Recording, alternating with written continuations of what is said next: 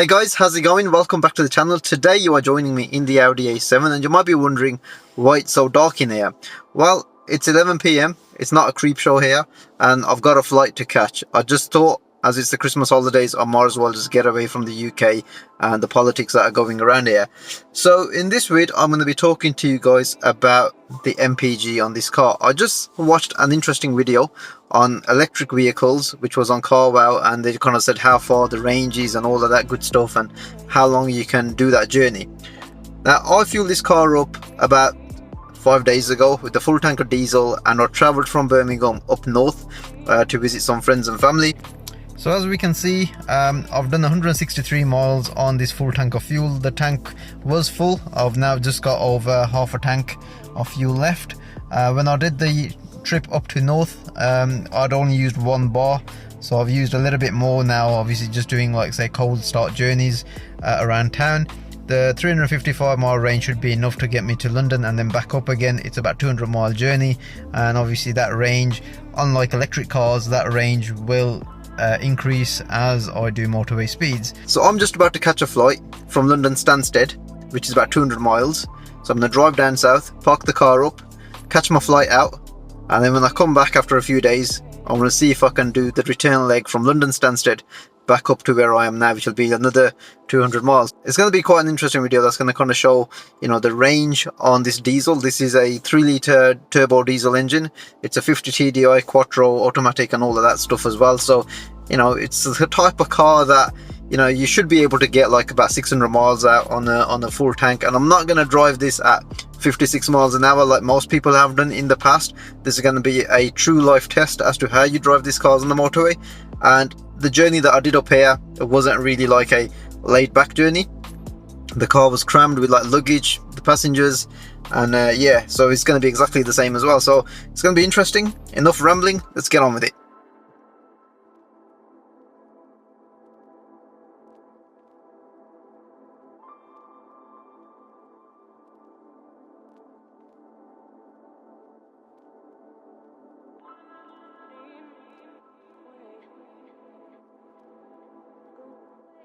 So we've just set off from up north on a 200-mile journey down to Stansted Airport, because I've just mentioned I've got my flight to catch, and like I said, I'm not going to be doing 56 miles an hour.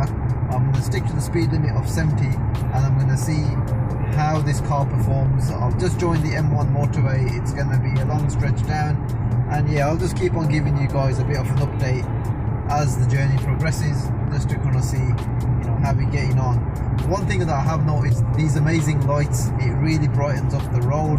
We've got the LED matrix headlights on this car with like the auto function as well, so it kind of picks up all the right lane and all of that good stuff as well. So yeah, it's not going to be a tiring journey, I don't think. And obviously I am in an A7, and this is pretty much the car's forte in terms of luxury, you know, motorway cruising. That's exactly what we're going to do. So yeah, definitely stay tuned and I'll see you guys back shortly.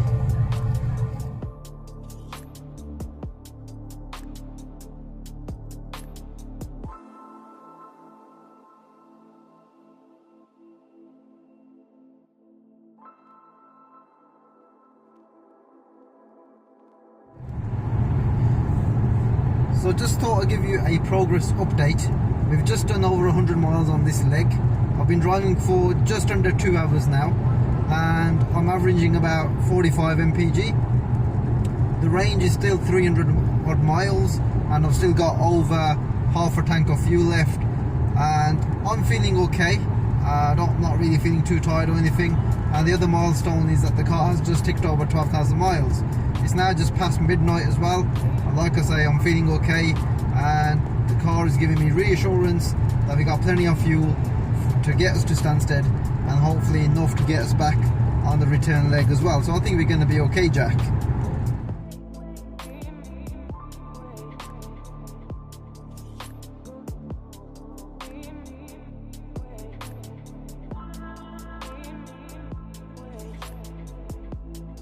The car might not need a brake, but I do, and it's like 1 AM and this service station is all closed. No coffee, no nothing.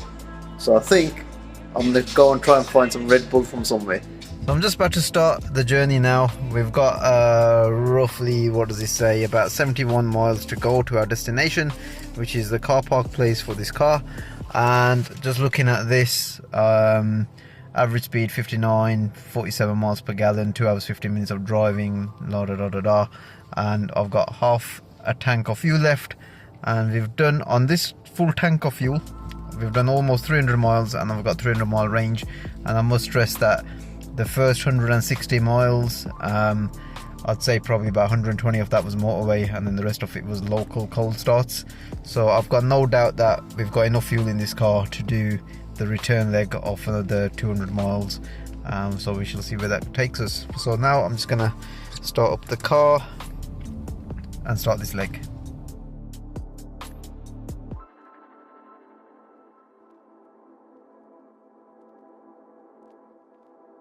So 47.7 miles per gallon. I've done about 3.5 hours worth of driving. I've averaged 56 miles an hour. I've stuck to the road speed wherever I could, and a bit of reassurance, I've got half a tank of fuel. Now interestingly, I've only got 235 miles for the return leg, and I've done 204 miles to get down here. So yes, it's going to be quite tight, but I've only used 2 bars of fuel and I've got 4 bars left. So I'm not really sure why that's saying 235 miles when I've got half a tank of fuel. I got a feeling that the 4th bar there is probably going to drop quite soon, because I've probably done about 100 miles on that bar. And so far in total we've done 367 miles on half a tank of fuel, which I think is pretty good. It should achieve at least a 600 mile range, which by now, by far, this beats any electric vehicle. So yeah, I'm now gonna go and somehow catch a flight. I can hear a plane somewhere. Anyway, I'll see you shortly.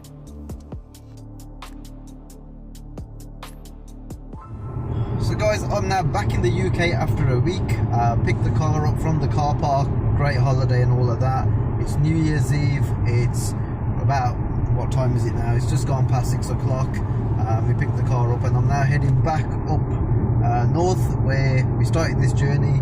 And as part of a progress update, I'm on the A1M and we've done about 15 minutes worth of driving. It's just under an hour. I'm averaging 47.5 mpg and my average speed is 58 miles an hour. As I said before, we're not going to do hypermining. I'm driving this car as I would normally drive this car on the motorway, etc. ETA is, I've got 125 miles to go and probably another 2.5 hours worth of driving. So in terms of mileage, I've done 416 miles on this entire journey so far. Got another 125 miles to go. Fuel wise, I've got a range of 180 miles, so I think this is going to be absolutely easy peasy to get us up north. In terms of fuel gauge, I've got about 3 bars. As soon as I left the car park, it fell from half a tank to that 3 bar, because I think when we arrived at the airport, it was already using most of that 4th bar anyway. So there we are. So yeah, I'm going to wrap up here for now, because I just want to cruise along doing my normal sort of motorway speed, and I'll catch up with you towards the end of this journey. Peace out.